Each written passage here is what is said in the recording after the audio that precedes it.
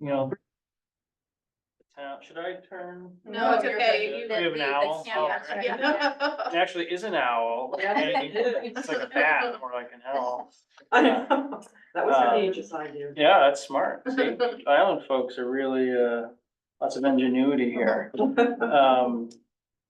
Yeah, so yeah, I practice, and live in Ellsworth, Eaton Peabody. We are a Maine law firm, but we have 4 offices. It started in Bangor 100 years ago with George Eaton and George Peabody got together and started practicing. But we've since, grown, and so Bangor is the main office, but we have smaller satellite offices in Ellsworth, Augusta, and Portland. So the nice thing, and we have just under 50 attorneys at the firm.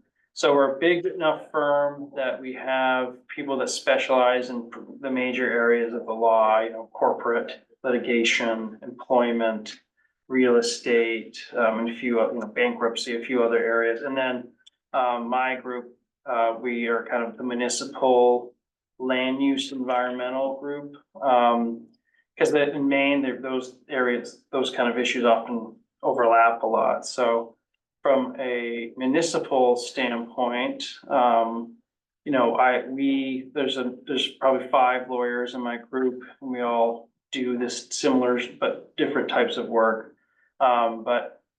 So I represent a number of municipalities in Maine as city, town attorney, city solicitor, or whatever. And really kind of spanning the state. I have clients up in Aroostook County and Frenchville, Calais, Machias, and then in Hancock County where I live, obviously a lot of town of Mount Desert. And I do work for Tremont, Lemoyne, Sorrento, Franklin, Surrey. Deer Isle. I represent the town of Deer Isle, do work for them. So Brooksville. So I do a lot of work for coastal communities, a few, Mount Desert, town of Mount Desert's on the Cranberry Isle. So I do work with island communities as well. And then Gardner, city of Gardner. So kind of, I try not to get to Portland if I don't have to. So I say Augusta North, but I'll say Gardner North is really where a lot of my work is. I grew up in South Portland, but like I was telling them, but my dad's from Limestone, my mom's from Machias, so I get some street cred, with not just from, southern Maine, northern Massachusetts. I did all my schooling in Maine. I went to Bowdoin for undergrad. And then I did a master's at the University of Maine before I went to law school at Maine Law. And my master's was in environmental science work. I'm actually working with forestry. I was in the School of Forest Resources. So I've got kind of an environmental background. In Maine, it's a small state, right? And you can't really be like a specialist in like one thing, which I really like. And that's why I love municipal practice, because every town is different and the same, but different. And you get questions that span all areas of the law for a municipality. So I really enjoy that aspect of it. So that's, and I also am now on the city council for Ellsworth as well. So I just was elected last November. So now I'm getting to see it from your side of the table, and that's been really great. So I'm getting just experience there, and it's just, I like it. It's fun. So I do that. That's a big part of my practice, but I also represent folks kind of on the other side of that are trying to get permits for things, either from a municipality or from a state or federal agency.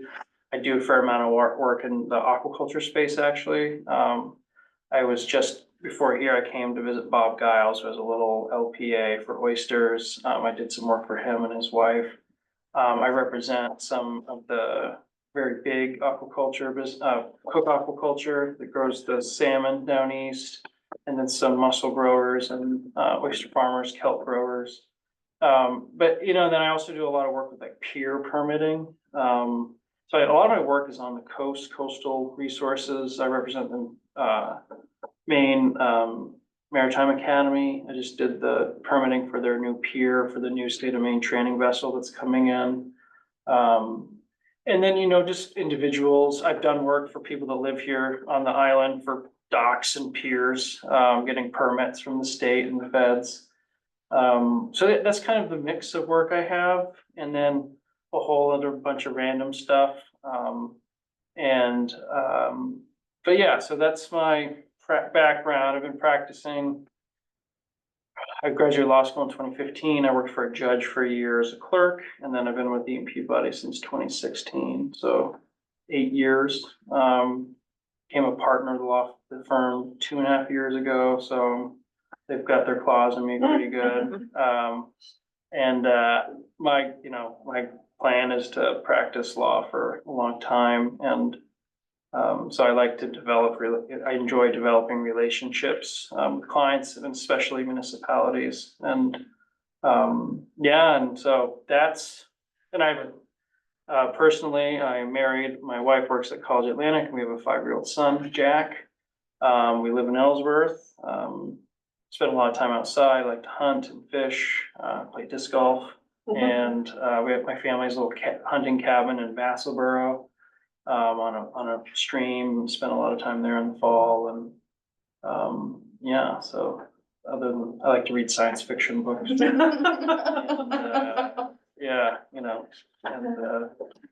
watch science fiction movies. So I think that's more or less me in a nutshell. So I have questions for you guys, but I'd love to hear your questions, and fire away. From my perspective, Janet is typically the one who reaches out. There's been a couple of times when I said, Janet, can you please ask this question? Or had the opportunity to talk to town attorney personally, which is always, I think what I value most about a strong relationship is just being able to have access. Unfortunately, as you know, probably when you're getting a question, it's because there's a fire drill, and is it possible, how quickly can we jump on the phone or respond to an email kind of thing. So, although we prefer not to have fire drills if we can help it. Yeah, I prefer that not as well, but it's also how I make a living, so I'm used to it for sure. Yeah, as far as, I try to be as responsive as possible, and typically, and I can gauge the level of, emergency, right? If it's an emergency, then that jumps ahead of everything, right? And we address it. If it's hey, can you get this question to us by tomorrow? Then I'll get it to you by tomorrow. It's all, for me, I have a lot of clients, right? I try not to have too many, and I'm at the point now where I can start being a little more selective with who I work with. Typically my practice is, unless it's an emergency, I'll respond to an email within 24 hours. Even if it's saying, okay, I've got your email. This is something that sounds like we can address this next week. I'll be back to you on Tuesday, right? And just try to keep the client, just know that I got it, and I'm gonna do this, and I should have an answer by such and such date. If it's, hey, the ferry, something just happened major and we need help right away, like I said, then it's okay. Let me move things around, and I can address that. And that happens with some frequency, depending, it's just the nature of it. So I'm used to it, and I try to be very responsive. The nice thing about, especially now with Zoom and everything, is if we need to get a meeting together quickly, it doesn't mean I can come out here. It's Ellsworth, it's just over an hour to get to Lincolnville, and I can hop on the ferry, but there's ferry issues at times. But it's easy for me to get on Zoom or Teams or Google, whatever, all the different things. Or even just a phone call. So yeah, most of my day is in front of my desk, computer, phone, Zoom, talking to people. I do have some associate attorneys that do work for me, younger folks that, newer attorneys that, you know, if I like, you guys have a research, which is too bad, because I really enjoyed doing the research and the writing and, but now that I'm, you know, more kind of the client contact and dealing directly with clients, there's a few really capable young attorneys that, I'm gonna already, you know, research this case issue and give me a memo, and then I'll look at it, and then I'll take what I want from it and take all the credit and tell you guys that I'm some genius. Yeah, so that's, you know, that's the nice thing about a firm of our size, is we have attorneys that specialize, and I'm able to, so again, for responsiveness, that does allow me, you know, to be more responsive when needed, ideally, but everyone's very busy, and there is like everything, there's not enough lawyers in Maine, and I know people, that's the last thing you wanna hear, but it's true, it's true, it's there, especially in rural Maine, there's more demand than there's supply of legal work,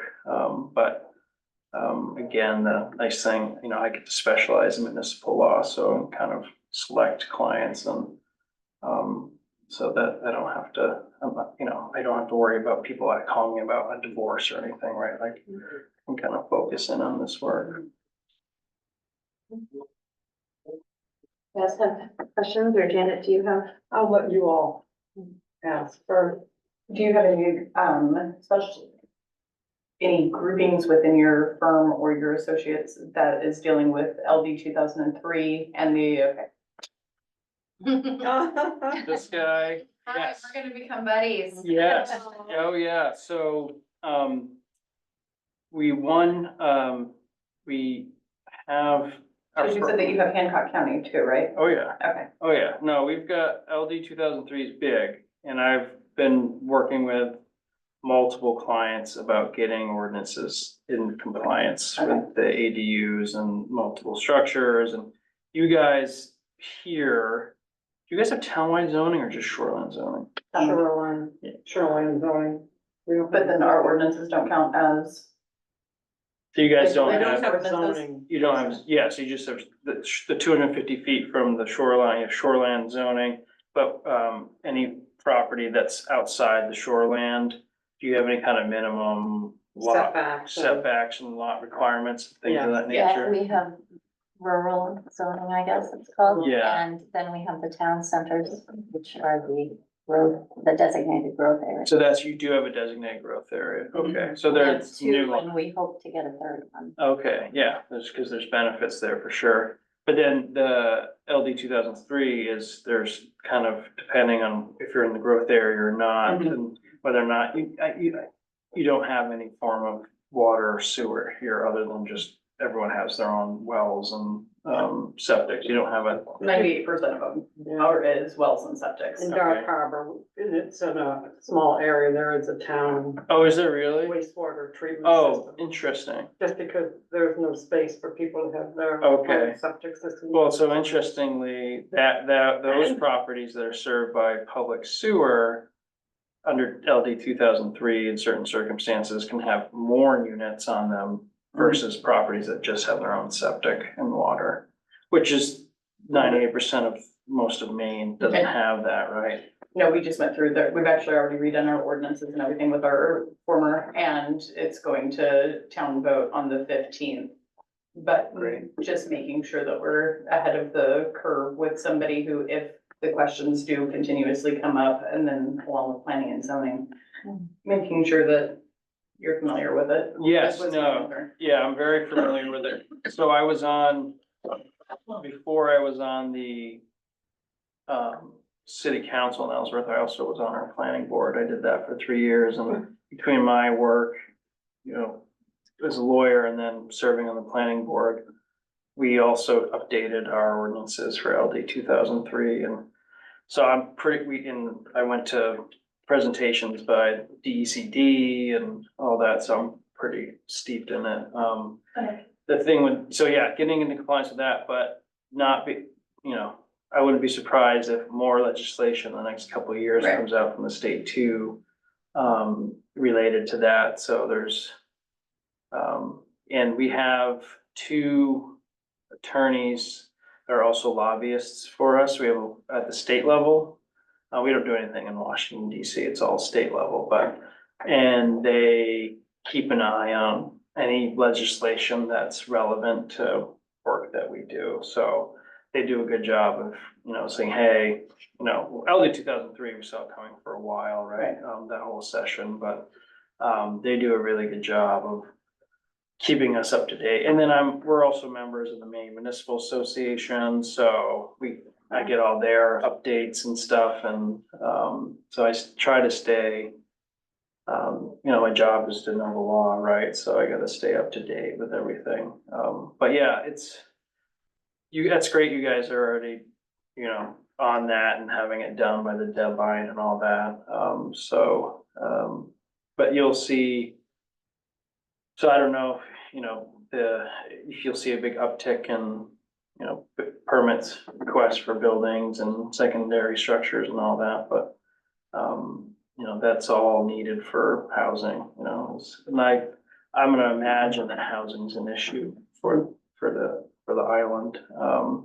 So related, I'm doing a lot of work with communities on just new housing developments, interpreting LD 2003 to get those up, but then they're also seeing with an uptick of applications, you're also seeing there's more conflict, right? And, I represent the town of Mount Desert, and that's a very wealthy, summer island community. But it's on Mount Desert, so it's, the park and Bar Harbor, and so there's there's a lot of pressure there, and helping the town get workforce housing developed.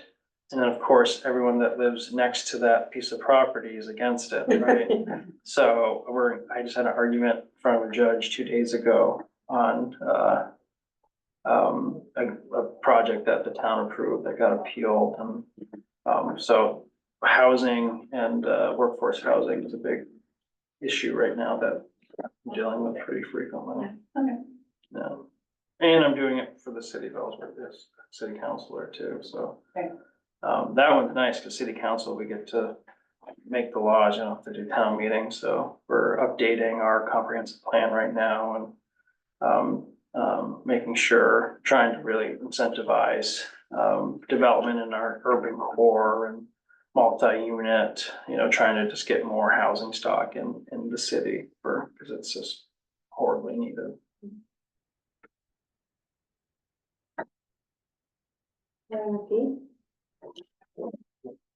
That would be the issue that I was gonna ask questions about. So you've covered a lot of good territory. We're really, right now, we've just completed, as Melissa said, basically updating our ordinances around the housing issue. Mhm. And so that's gonna come up for a vote.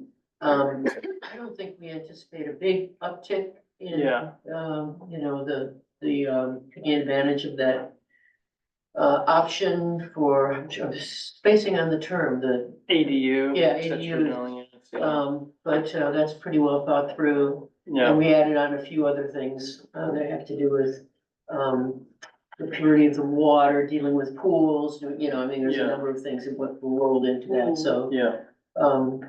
But that's great to hear about. Did you say it was Gardner that you were working on? Okay, Yep, yeah, I'm city solicitor for Gardner, so I Okay. do a lot of work for them. great. Yeah. So they're a bigger municipality, they have, different pressures and. Yeah. But they're also very similar to what you guys are having here, just on a bigger scale. Yeah. So Workforce housing is that's what I was gonna ask a about. problem. Yeah, do you guys have any kind of organizations on the island that do workforce housing work? We do, the select board started a housing committee, that now Melissa is the representative from the select board. We don't about, build. Yeah, There's no town entity that is devolved in development Mhm. or oversight or management of any of the properties. are there any nonprofits that are There's doing? one. There's one? The Islesboro Affordable Properties. And so the committee that Lauren was talking about, that's actually one of our ticket things coming up, is to see about trying to draw in new developers and to not compete with IEP, but to help with workforce housing. Yeah, okay. And so IEP is just on Islesboro, Mhm. right, and run by folks here and, They have a board and everything, Yeah. but it's not town oriented. yeah. Have you guys done any kind of like studies or anything about need and, okay, so you've gotten, did they And come we're out? also working with the Island Institute, North Haven Sustainable Housing and Hancock County we're in a team with them in order to help develop, and then MCOG which was recently just established, is where we're doing a lot of our data mining and Great. also helping with their data populations for our housing resources and needs, Awesome, along with and expanding it into employment types and more of like a census for it. And great, so that way it's actually more established and better funded for. yeah, That way, when we have the information, if somebody comes through wanting it. yeah. That's great, that's really great, because yeah, I mean, I know, Maine in general, right, there's a problem with keeping people here, young people here, and, getting enough people to work, as we all know, and how, so that's great that you guys are, I would imagine for an island community, like, that doesn't have a bridge to it, it's even more of a, even more difficult to, just because the nature of, life out here. Well, that's great. You're probably going to be on, what, the 3:30? And you'll be a part of Oh. 60 people going off the island that come over to work on the island. Well, when I came over on the 10:00, 10:30 or 11:00, 11:00, and I was it looked like 90% of the cars that were coming on were contractors, or one of them was filled with flowers and, Hancock lumber, and so I would imagine, that's, yeah, but, which is great that they can do that, but, we can't, having people actually here to do that work too is, important, and then just having young, with school, people that have young families and kids here, obviously is what keeps this as a year-round community and keeps it, vibrant, and a lot of work the Island Institute does, and, those kind of, it's everywhere's doing it, but I know for islands, it's even more challenging, and especially as property values go up and So expensive. making it, well, yeah, it's just making it inaccessible to people, so you've gotta have all these. There's no one silver bullet, right? There's all these, you gotta have a lot of tools in your tool bag to do that, and related to that, right, is a working waterfront, and especially with these storms, we've just had I would imagine, I know one of your roads got washed out, the kind of the causeway type area between the north part of the island and, Oh, yes. yeah, so I would imagine kind of along the lines of housing, and that is also, yeah, I don't, how many, how big, I would imagine the fishing community here is a significant part of the, It's actually not, I mean, compared to other communities, I mean, we have probably 10 to 15 lobstermen. okay, Um, so not a huge. but it's not, yeah, I wouldn't consider us a fishing community. Okay. Well, I mean, I would imagine even with that, like, you're on an island, right? Like your shoreline infrastructure and working waterfronts are, competing, with people that can afford to buy those properties and, turn them into summer homes or things of that nature. And, but that related to that is kind of sea level rise and, shoring up your shoreline infrastructure.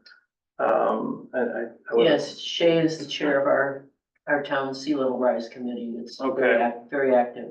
Oh, great, Very that's great, you good. guys have that committee like that, that's fantastic, and unfortunately extremely needed, and, gonna have a lot of work cut out for you coming up. No, I mean, I think generally, I mean, like most municipalities, we have the long-term planning that we're doing some now, particularly at the Narrows where there was a washout, but, just infrastructure in general, is taking a beating much more frequently, and so the cost of just annual maintenance and short and long-term maintenance is something that we're wrestling with as a community, Yeah, so. yeah, well, make you feeling better, you're not alone, but it doesn't make it any easier. Yeah, I mean, I've got municipal clients and all these, a lot of towns are dealing with the same thing as, you know, shoreline infrastructure damage and then just, but yeah, really like transportation, right? And with you guys, the ferry is your lifeline.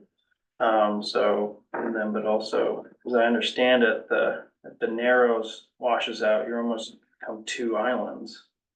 So I would imagine having to come up with a plan, whether it's a bridge or something, you know, 50 years from now, the shore is gonna look a lot different, and how do you plan for that? Yeah, we're right in the middle of it. Yeah, very much right in the middle of it. Right. Earlier you said you had questions and, you know, along the way you've asked some of those questions, but I want to make sure that you get a chance to ask us any Yeah, questions. so I guess my questions, and I think we've talked a lot about it, kind of what are the big issues for the town?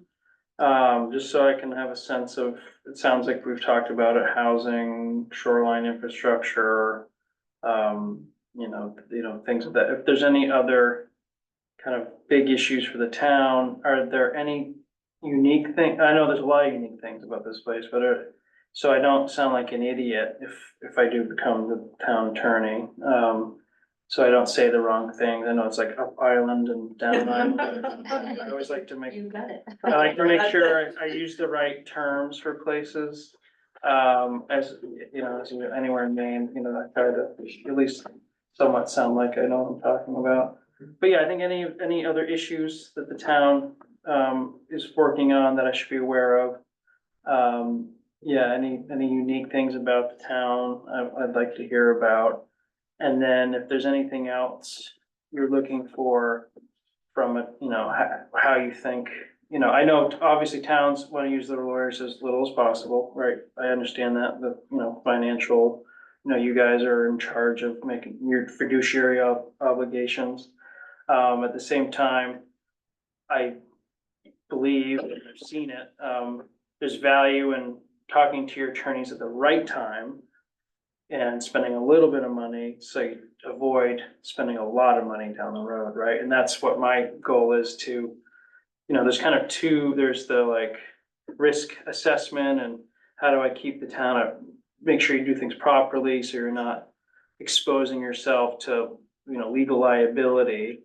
That's kind of the first and foremost responsibility of the town attorney. But then also the second one is how do I help you for like is there ways I can help you with longer term stuff? Is there ways I can help you now, which in the long run will benefit you more? And so, yeah, so I think my questions are, what else should I know as far as big issues? How would you envision working with your town attorney? And then, yeah, tell me all the terms I need to use, so I don't, you know, think I'm too much of a rube or anything like that. I was gonna ask, how do you, I think our records with Jensen Baird get turned over to you, is that correct? The Yes. actual physical, or is it just? If they have actual physical documents, they would turn them over to us. Anything electronic, we'd ask for that. And then we do the, you know, it's pretty standard. We do file sharing and all that stuff. Mhm. We have an office in Portland, so anything physical, Jensen Baird's just around the corner from, and I know a lot of them, you know, all the municipal lawyers know each other, Yeah. at Jensen Baird, so I could reach out there and. Now I'm So using. you've already heard of it.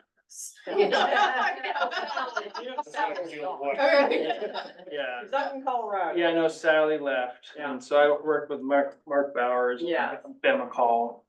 And And, Alyssa Tibbetts has Yeah. helped a lot, but Mark Bauer, I believe, we're keeping him for broadband. okay, great, He yeah. started with that and it's been a great help. He's a really great guy. He's a good lawyer and that's That will the, stay. Yeah. Ben McCall has been helpful with the ordinance. Right. Yeah, so I actually grew up with Ben McCall. He, and my brother were the same year in high school. He's from South Portland, so I know Ben. Yeah, it means, we all know it's just one big, small town. But yeah, so they would transfer that. Does fire, EMS and police, did they all use Sally also, or did they have a different? No, They have a different person? yeah, Okay. no, they have, we all use We all use the same. just, yeah. Okay, so I would think that that is something to the police chief. So Fred is our constable, our police officer, who is Mhm. also the head of our fire and or not fire, but Public EMS. safety officer. Right, Public and so safety that is all, director. it's more of a trifecta than Mhm. it is individual entities. Fire and EMS overlap quite frequently, but there's a fire chief, and then we have Fred who does public safety and EMS. Mhm. And Okay. so, which then Yeah, all so if he had a tingles question, into, like he did with Sally, he would ask her if there was something, you Yeah. know. So I would assume that would be all right. Oh, yeah, no, Yeah. that's, I work with, for town government. Thank you. Pete, nice to meet you. Yeah, have a good one. Yeah, thank you. Good to see you. Good Come back to see you. Yeah. hey, text me if you think of anything. Yeah, I will. I Um, won't be able to text you, but if I do, I'll send you an email or something. Okay. yeah, I work with police chiefs, fire chiefs, EMS, like all those folks in, most towns, cities or towns. All those departments fall under that. They're not separate. Some communities that have like smaller town, really small towns, they might have like combined, fire and police that spans multiple towns. But yeah, no, I've dealt with all kinds of things relating to fire and especially law enforcement. And, so that's the thing too, is like, as a town attorney, I'm kind of your generalist, right? And I probably will handle 90% of the questions. But if it becomes like a very specific, like anything employment, like related to especially termination or investigations. We have an employment group at Eaton Peabody that does a lot of work with our municipal clients, so they're really used to municipal issues. Sarah Newell out of our Bangor office, she is fantastic, really smart, he's great to work with, really, yeah, she's just great. So Sarah's usually, she pretty much has done all the work for every municipality I work for. So if there's like an employment issue that comes in, I would, get Sarah on and she's gone through all of it. And same as for, real estate issues, right? I'm not like, I know enough to know the general aspects of real estate law, but like if it comes to nitty gritty real estate issue about town property or anything like that, I have real estate transaction attorney partners that I turn to. Okay. A few things here and there, but for 90% of it, I do, again, that's why I like it. I like the variety in it. I like there's always new issues I've never dealt with. That's what makes it fun, is every town got their unique aspects and something happens and I was like, well, I've never heard of this, or I don't know, like, all right, and then, but that's what makes it fun. And, but yeah, no, I'm happy to work with, I work with sewer people, water people, fire, EMS, police, roads, obviously road infrastructure is big. Do you have a few state roads here? Yeah, so the interplay between state and town roads can be interesting. Yeah, with I represent harbor committees. I've advised harbor, because certain towns, the harbor committee ends up having some kind of adjudicatory roles about appeals of harbor master decisions. I do a lot of work with planning boards and code enforcement officers, a ton of that. So yeah, I'm used to Board of Appeals, I do all that work. So, it's been 8 years, I've seen a lot in 8 years, and, but again, there's always something new too, which makes it. How about if we needed a bond counsel? We have Dan Pittman. He is fantastic. He's out of our Bangor office. Dan is one of the best bond attorneys in the state. Really smart, easy to work with, down to earth guy. He moved up he's from Iowa originally, and then he moved to New York City for school and law school, and then he practiced at like a big New York law firm for like a few years, and then was like, get me out of here. And he moved to Argyle, which is this little town north of Bangor. I never heard. Yeah, you wouldn't, yeah, so Argyle is like north of Old Town, before you get to Lincoln, that like northern Penobscot. So, and yeah, he's great, and, he's very, yeah, so he can do anything. So I don't know if you guys do, like, you know, obviously, you know, a lot of municipalities work with the main bond bank or. Well, we're gonna be applying, Mhm. the application's August 1st. Yeah, And I'm not sure if you need a bond counsel with a bond bank. so, We had to have one before when we went and borrowed and did our own bond mhm, for the broadband, that was 5 years ago. mhm. But, that was just something that is coming up. Yeah, well, yeah, so Dan does all municipal finance bond work, and, he's great to work with, so, yeah. What was There's his last name? Pittman. Pittman. How about, does your office, is there anyone there who does training, like HR training? Sarah Newell, who I was Sarah. telling you about. And would she come here, or would she? She would, She would, Yeah, if you okay, wanted her that's to. good, so, yeah. NEW, Yeah, Newell, Newell. we'll get I that think she's carried. listed in. Yeah, the she's in packet, there, yeah. yeah. Oh, yeah, no, she's really great. She's she's been practicing law probably 15 years, and, before that, she worked for Senator Collins, and, yeah, she's great. She lives in Winterport, has 2 young children. Her husband runs a coffee business, and she's just really good to work with. That's good to know. I feel like we sort of answered your question with just more questions. Yeah. But. What was Well, your hold on, question? well, I was just, Yeah. like, what's unique to Islesboro? I mean, I feel like the ferry is certainly, and you talked about the kind of intersection between state and town owned infrastructure. And the infrastructure at the ferry terminal itself is certainly, ripe for, Mhm. problems, particularly as we deal with coastal infrastructure. The ferry service is in the process of building us a new ferry, hopefully a Mhm. hybrid electric ferry, which is Oh, going to cool. require upgrades to the electrical system.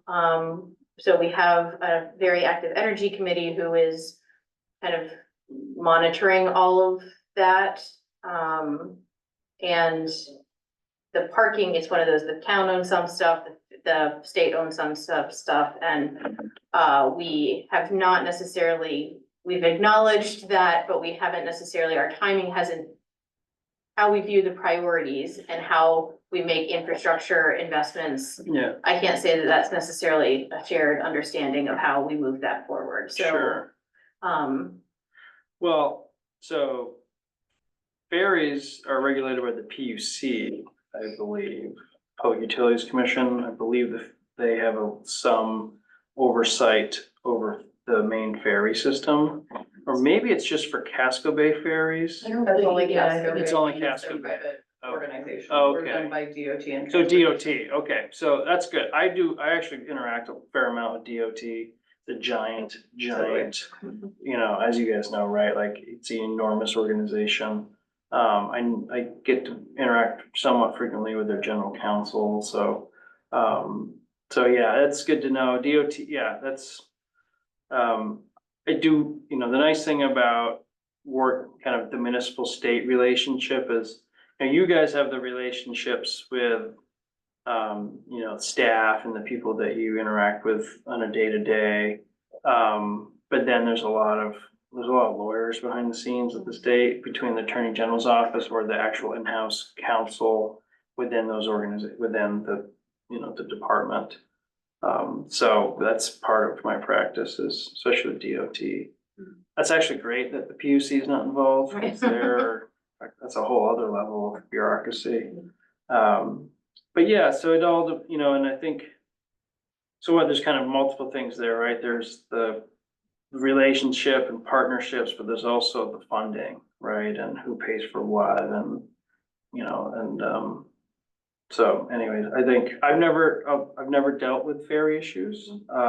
Again, so everything's new, right? And that will be, I look forward to learning everything there is to know about ferry. Ferry rates are what our big issue, because they will be going up again. Well, is it 6 months? It's June through October, 4 months of their elevated peak season. But they're going through a change of, a new tariff. They're in the process of proposing a new tariff structure, so which will increase rates. The interesting thing about the Maine State Ferry Service is that by Maine law, 50% of the operating expenses are supposed to be covered by ticket fares. Mm, So every 3 years or so, you know, rates go up. We have during 6 years, 3 years ago, 4 years ago, Islesboro got very involved in fighting the way that the DOT handled that process and actually ended up 6 years ago. For 5. Yeah, so we ended up, you know, being somewhat successful with appeals. But what we really are, we prefer to have, a strong working relationship rather than a purely adversarial law, lawyer-based Yeah, relationship. yeah. And, you know, I think we do have all of the islands that are served by the ferry service have a representative, a town representative on an advisory council, and John King is ours, and he does a really amazing job of trying to, I think, both push on important issues for us, but also build as much goodwill as possible, recognizing that, you know, you can't just burn all the bridges. no, you can't. Well, you guys can, 'cause you don't need a bridge. They are our bridge. Yeah, Yeah, and that's, so I'm not a like pound on the table lawyer, like, you know, there's certain times and I do litigation, mostly for towns or against towns, depending on the permitting process. But, I try to solve I mean, ultimately, again, Maine's one big, small town, right? And like, the legal bar is very small and it's all about relationships and trying to maintain positive relationships and, yeah, my first, second and third approach to solving a problem is always, is to avoid just pure adversarial situations and try to see if we can't find compromise. And most of the time, that's the best way to go. Sometimes it's not an option, right? And the last resort is, okay, now we have to go to court, now we have to file an appeal, now we have to fight about it. So, you know, again, the ferry regulation and interactions with the DOT, it's new to me. But it's new, but it's the same, you know, it's kind of the same process, just a different subject matter. But that's good to know. And you know, part of that is, you know, again, when I'm talking about, you know, the type of, how I like to represent municipalities, there's the short-term work, and then there's also the, you know, we want to use our lawyers as little as necessary, because that's tax dollars, and again, I get that, and I'm fine with that. I want to be efficient with the town's money, and I want to give you good service. But, you know, the opportunities when they come along to like involve me in a conversation with the state, you know, like, here's our new town attorney, here's the folks we're working with at the DOT. Yeah, you pay me for a half-hour phone call, but that, at least now that sets me up to understand who you're dealing with, and then I deal with them in 2 months, you know, in another related but separate matter for another client. And then so that those relationships build over time.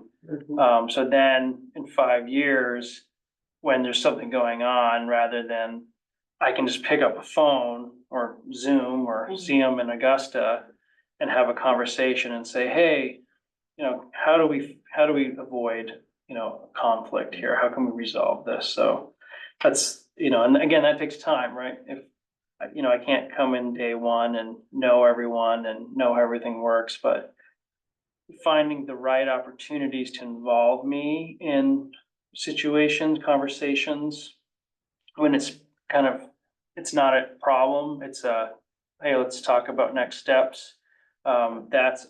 I typically find that to be a good investment for municipalities because then, you know, down the road, that can make it so things go smoother. So I guess along those lines, do you have kind of suggestions or preferences in how you like to go through kind of that introduction and get to know you process for getting to know a community, understanding the issues? I mean, how can we help most efficiently help you, help us? Or is it really like, okay, as we need it, we'll just learn as we go? Yeah, so typically, you know, everyone's life, right? Everything gets crazy and right, and you're just kind of going and putting out fires, and that's fine, right? Like, if a fire comes up, you know, call me and we'll deal with it. I think though, you know, there's like, I don't know how you've used legal counsel in the past, but, you know, getting, you know, and again, Zoom's great, right? So if you do like a planning board meeting, if it's via Zoom, I can zoom in and chat, you know, and like at least the board gets to know me a little bit. I'm also happy to come back and like attend meetings in person to get to know people, right? To get to know your major boards, your code enforcement officer, that kind of thing. But I think if there's kind of like major relationships within the town that you have had your lawyers involved with in the past, whether it's with DOT or, you know, any like significant nonprofits that, you know, the Island Institute, or any kind of things where you can foresee, or it's you in the past have had legal counsel involved, it wouldn't be a bad idea to just loop me in on that and say, hey, we're meeting with DOT, hey, we're meeting with, you know, whomever. And even if it's the phone call, you know, and I can, you know, I think those short kind of just introductions slash keeping me up to date on the major issues with the major people you're interacting with, that's a good investment. So it's really, I rely on you, you know, a lawyer relies on their client a lot, right? Like I can only advise you on what I know, you know, so the more I know, the better I can wrap my head around a problem or an opportunity, so to speak. So I think it's just being selective. You know, again, I don't want you guys, I want you to be fiscally responsible, and I only want you to use me when you need it. But finding those good opportunities as an investment. Do you receive minutes from meetings of all your towns? Cause I know we used to send them to Sally and she would read them and she would say, refer back to me or something. I just. So depends. I don't have to, and you know, again, that's time I'm billing you for probably 99% of the stuff I don't need to know, or I could figure that out if it became relevant. So you don't, no, I would say, it's not necessary. If it's an issue that you think, okay, we should let Patrick know that this is going on, then you can send me minutes and stuff like that. But, you know, again, I don't want to, ideally, in the perfect world, right, I would read everything and know everything and come to every meeting, right? But we have to be strategic and, Well, what about our records, our files that you're gonna receive from Jensen Bear? Does anyone go through those? Do you get any kind of I'm not gonna, highlights of the reels or? no, I won't open them up unless I have a reason to. And that one of those reasons could be like, hey, you should know about this though, right? Again, I rely on you guys, right? I'm coming in more or less blind. And so if there are, again, that's why I wanna know what the big issues are. So if there's like the ferry file, right? And I know something's coming up with the ferry issue, then I dig into that file and I look at, okay, here's what's happened. Okay, here's the history. I wanna hear it from you first, cause that makes it easier for me to go through those materials, but having access to materials is necessary when those issues come up, right? If there's like a planning board issue and this permitting thing has gone on forever, having that knowledge, and I don't know if you've got anything like that here. Well, towns your size, typically, that's not a big problem, but Yeah, again, I wanna have all the information, but I only wanna look at it when I need to. I think if that makes sense. And I wanna have, I wanna have the whole library, but I'm not gonna just read it for fun. Like but when I know I need to grab something, I know where it is and I can grab it. Well, I was gonna share with you before you go, like, a bill from Jensen Baird. And it just notes all the different things I've called about, asked about, so that's kind of like, to me, that would be important. Yeah, oh, that would be, Something like that. yeah, that'd be very helpful, just to get a sense of, that's almost like the Reader's Digest. Correct, Yeah, yeah. and yeah, see, that kind of stuff is just, okay, this is what's going on. Again, you guys telling me what the big issues are, helps me, be aware of it and then have those materials when necessary. Yeah, it's a balance, right? It's just trying to find, I think we have a lot of little issues. every town has a lot, You yeah. know, so a big one would be evident, but I think we just have a lot of it. And they did, And they're not really little. And I'm a planner, right? Like I like to try to plan and foresee everything. But that's not how things work, right? And especially, that's kind of the fun part of the municipal work. Like tomorrow, something really weird could happen here, right? And you guys come and you're like, what do? We just found a uranium deposit here, right? It's Can we like, make money off it? yeah, exactly. Or, there's like, one big thing is you probably don't have a lot of foreclosures here. But a lot of towns, there's tax foreclosures. Mm. And that law just changed drastically not drastically, but in a major way because of a US Supreme Court ruling last year. And so I've been dealing with a lot of my municipal clients that do have tax foreclosures. And so that's just been popping up like crazy. And now there's a lawyer going around trying to get a class action suit against all these towns and, he's something.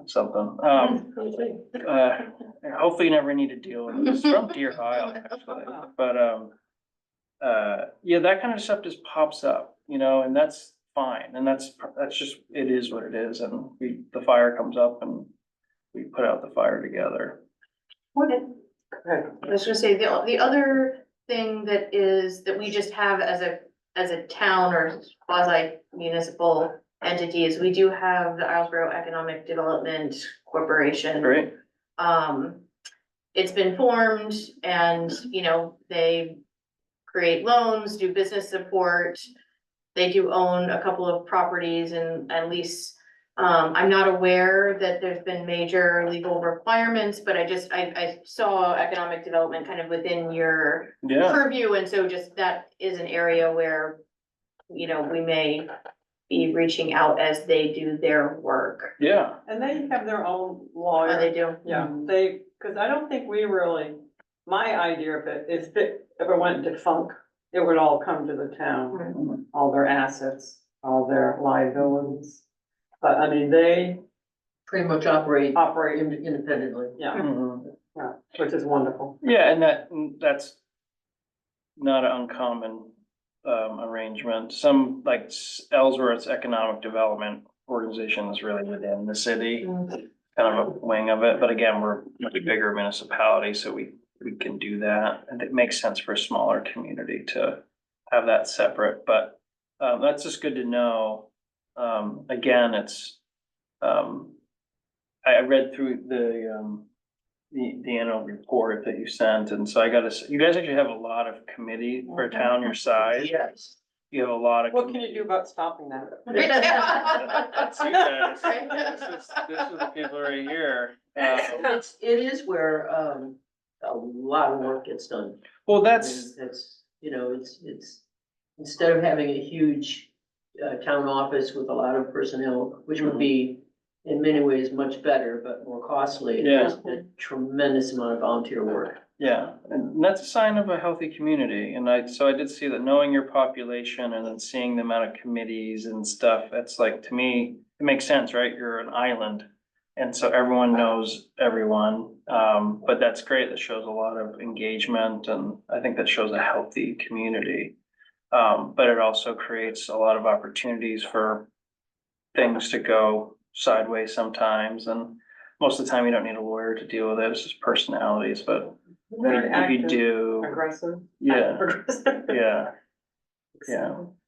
And, yeah, and so that's just, I think that's great, and, what's your mill rate, just so I can get a sense, do you guys know? Right now, it's $11. We Okay. just went through a reval. Okay, yeah, I mean, I would imagine the value of properties here goes up, so it'll, you know. So 11 mill rate is pretty low-ish for Maine, I think, but. So it seems reasonable, you know, that's the whole thing though, right, like Ellsworth's mill rate's 18. But we're the service center and county seat for Hancock County, so. But just getting a sense of what your mill rate is and, I think it'll be 12 this year. I think yeah, that was a very tentative yeah, guess. yeah, and that's all in a. Budget's going. Yeah, oh, everyone's is, you know, every budget's going up, but, so you're not near tax revolt yet, but, you know, like, it's just good to know, right, and good to, and what do you guys typically allocate for, like, professional services, like, what has been an average year that you, like, 12,000. 12,000, yeah, that seems And we've right. never, well, knock on wood, but, gone over. Yeah, yeah, so that seems very reasonable. So what I asked all these questions because I anticipate, you know, you're not gonna be my number one municipal client as far as hours goes, right? You guys can, sounds like you're more as needed, reaching out, but like, I think there are some good opportunities to just include me on a few conversations with certain peoples or just keeping me up to date. So then if something does come along, I'm ready to, I'm aware of the situation and I can give you better guidance. And but one other thing I was thinking about, conflict of interest, since you, because we had that a couple of times with Sally or Jensen there, because they were Lincolnville's council also, and if we had something going on with Lincolnville, and we just had to, I don't represent Lincolnville. you know. Yeah, so conflicts of interest are, you know, the way I typically handle them is if it's, so if, you know, Islesboro becomes a client of Eaton Peabody, the whole firm knows that, right? And so we have a conflict check system. So if someone, you know, gets a new client that's for some reason adverse to the town, then we just don't, you know, they're not gonna be a client, right? We just say, hey, we represent the town and too bad. The situations where you see it is if it's like they're an existing client and something comes up, right, like Mhm. Lincolnville.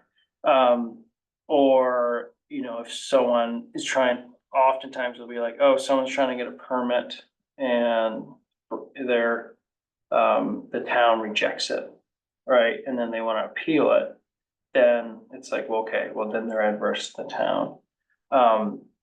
Usually, again, we would tell, if we wanted to proceed with representation there, we would do what's it's called informed consent. And we would say, hey, town, just so you're aware, we represent the Smiths and they're appealing a decision. But even then, you know, I think it would be like, if you need legal counsel to advise your Board of Appeals, then we wouldn't do that, right? But if you don't, if you're saying you don't need a lawyer to advise the Board of Appeals, is it, you know, do you consent to us representing them before that board to help them try to get this permit? And you can say, yeah, or you can say no, and then we don't do it. You are in control of that. We have to get informed consent from our client for any conflicts. And what would happen is, let's say, okay, and then if everyone agreed to it, and then there was an appeal to like a court, we would basically have to step away from representing either entity. So that's not ideal. And generally, our approach to conflict is if you're our client, someone else wants us to do something against you, too bad, you're our client. If it's an existing client and they're adverse to the town, we would say, we're not gonna represent either of you, right? Because we don't wanna we would refer you out to kind of conflict counsel for that specific issue. But I find that's better, because I don't wanna, you know, rather than, you know, get involved with a, you know, being adverse to a client. There are exceptions, and I currently have one, but it's with a municipal client that we've represented for like 50 years, and we have a really good relationship, and we've made they understand everything, and it's gonna be fine, and there's not a problem, but, yeah, generally we just don't do it. Or it's only if they're both existing clients. If it's someone that's new, we're not gonna take them on, we'll read your lawyer. And that's, and I'm not, I like it that, I like to be representing on the side of the municipality anyways, because the laws are way in your favor, so it makes it easier to win. At the end of the day, I like to win in court, I don't like to lose. How many times have you won? I win more than I lose, you know, but, everyone, you know, you're always gonna lose some of them, but, yeah, we're pretty, you know, we've got good lawyers at the firm. Again, you're gonna win more if you're involved from the beginning as a lawyer, and like, if I'm aware of issues and you say, hey, you know, this is coming down the pike, and I say, okay, well, if this is coming, to get ourselves I like chess and like the game Risk, you know, I like strategy in those games. So I say, okay, well, if there's potential for this is where my planning brain comes in. I go, okay, do this, do this, do this, because if this does happen, we now have set ourselves up to be in the best position to win in court. That's the risk analysis that is, you know, I think a really critical part for a lawyer's job. So if I'm involved from the beginning, then the chances of winning down the road go up a lot. If you call me in when the stuff has hit the fan, like, all right, Laura, this just happened, I'm like, well, I wish we could have talked about this, and I would have told you this and that, but here we are, and I'll do my best, then my chances of winning can go down. So the list that Janet has of times when she's worked with Sally, for instance, would be good, just to get a kind of. I think so, yeah. Well, it's an invoice, Yeah. actually, when they bill each month, it's, you know, Yeah. so much time and Yeah. then what the subject was and. Because those would be the, you know, Janet needs kind of like, this is a problem and I've got it, you know, and so it'll give you sort of like the, you know, the range. And then there are probably issues like DOT that are going to become more and more a part of what we need to deal with as time goes on, and might be worth, as we proceed, thinking about how we might involve them earlier. Yeah, the DOT issue for me is, again, because it's the ferry aspect of it is new. So I think that's something I'm just gonna educate myself on anyways, but I'd like to know more about what's going on. Again, no. And we're really lucky with our two, ferry advisory board members. One is John King, he's a retired attorney, and Mhm. Gabe Pendleton is also an attorney who was a chairman of the select board for quite a while, so we're Great. really lucky with Great. I their. mean, so those are the kind of people I would love maybe to talk to for half an hour, right? And again, that's a good investment because I get to know them, they get to know me. They might share information with me that, you know, like I wouldn't otherwise have now. And then they can say, oh, take a look at this, take a look at that, and then I can quickly get into that information. So then when something does come up, I've got the relationship with them, I've got the knowledge already, and that can help me be more efficient and effective. And you know John Carver, John Carver, the name sounds familiar. Belfast, Is he a lawyer? he has 12 municipalities. He's a lawyer. Yes, Is she still practicing? yes. Oh, excuse me, John Carver, Bill Kelly. Oh, Bill Kelly. okay, Oh, okay. yeah. I know. Bill Oh, Kelly in my mind, but oh, John I know Carver Bill now. very well. Oh, yeah. Oh, I saw Bill's, him the other day, I said that you were coming, he said, oh, he's great. yeah. Bill's, yeah, I like Bill a lot. He's fun to work with. Yeah, does he live on Islesboro? He has a property He here. has a property here. Yeah, he splits his time. Yeah. But he has an office in the Camden Town office, so I Yeah. thought he was mostly there. But he says, no, I have 11 other municipalities. Yeah, no, I didn't know that, he did. yeah, well, that's for Maine. There's only two I think Bangor and Portland are the only two municipalities in Maine that have their own lawyers. Everyone else is, you know, as needed kind of, and, you Well, know, South Portland had Sally, yes, that's so, what killed her, I think. yeah, South Portland is, you know, it's a lot different than when I grew up there. And it's also, yeah, it's a very, yeah, that's a very demanding community. I don't have a community that size, and I honestly don't really want one that size, Yeah. like Callis and Gardner are my biggest ones, and I do probably the most work for them, but even that is just, you know. Oh, they're fun. Callis is great. It's an interesting community. What's the population of Gardner? Gardner is 7,000, 6,500. Yeah, so they're smaller than Ellsworth, but they're good size, you know, it's a good size community. Maybe it's closer to 6,000, 5,500. But they're busy and, you know, because they're Greater Augusta, so there's just that region. There's a lot going on there. But yeah, no, it's fun to work with a lot of smaller communities, and some of my municipal clients I won't hear from like in 2 years. That won't be me. Yeah, that's fine. Yeah, and I prefer to keep up to date, so I know what's going on, and, you know, obviously, there's also the political side of things, the boards change. And, you know, in getting to keeping up, at least to know like what's going on and who's leaving the board, who's back on the board, who's new to the board, just so to get a sense of what's going on. And, but ultimately, like, our relationship will be the one where we're talking the most, right? The town managers, code enforcement officers, town staff, like, that's who I interact with, you know. Yeah, I wanna make sure I introduce you to Dave, I'm on your way out, Dave Dyer, who is our deputy town clerk, but he's also the CEO LPI. Yeah, every That's what- small town has someone that wears about 15 hats, and Yeah. you know, you all have to wear a lot of hats, so. But yeah, I'm just cognizant of time, and if we can get you on the 3:30 vote, yeah. is there any, I guess, last questions before we wrap? No, this has been a lot of fun. I know I've been doing a lot of talking, and I think it's mostly because I'm excited and. At least you're not charging us now. This is no charge. Right. Well, you paid for my ferry ticket. Oh, yeah, that was So- worth it. Yeah, no, well, I got an oyster lunch with Bob. Oh, right, you really did love Yeah, that. and I'm not, you know, I got out of the office, so I'm happy. Have a nice day.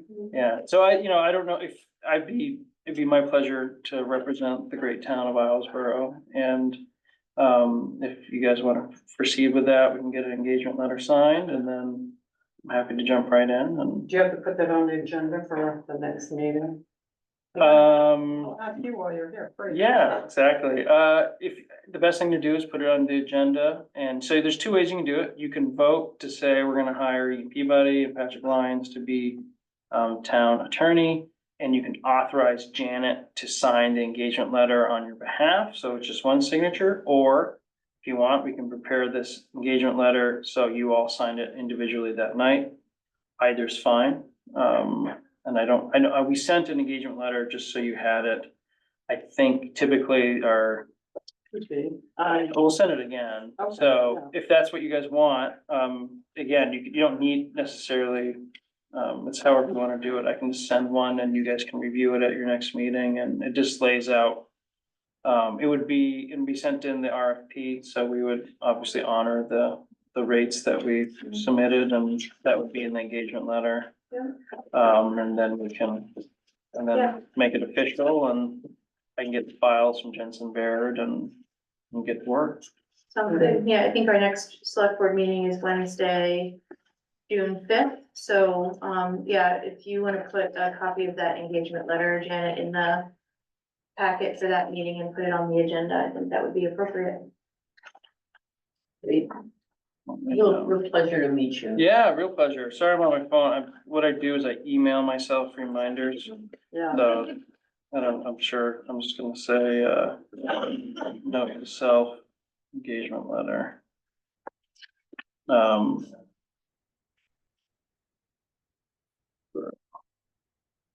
Yeah, it's been a real pleasure getting out here, and I look forward to working with you guys as long as I don't get denied at the next meeting. Well, it's great, you get a majority if you're all in agreement.